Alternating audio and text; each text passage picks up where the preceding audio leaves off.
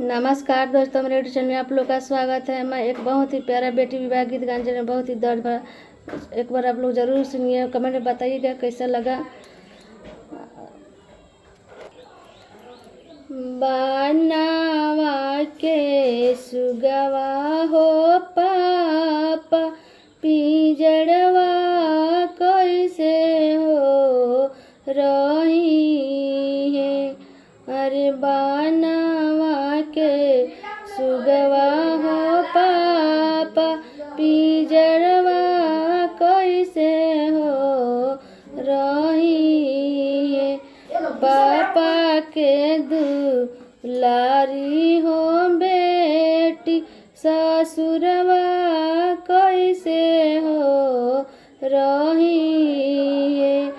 अरे सुगा जनी पढ़वनी हो बेटी, बालक जानी पढ़वनी। अरे बाबू ऐसे अधिक दुलारावा, तहरा संगे हो कोई। अरे बाबू ऐसे दुलरवा हो बेटी, तहरा संगे हो कोई। अरे हो दुलरवा हो पापा, भैया से नु हो करिया। अरे होला गई है हो पापा, तोहर जिंदगी हो पारा।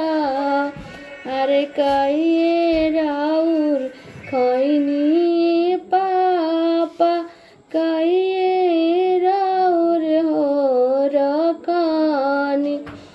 अरे कहिए राउर खैनी हो पापा, कहिए राउर हो रकानी।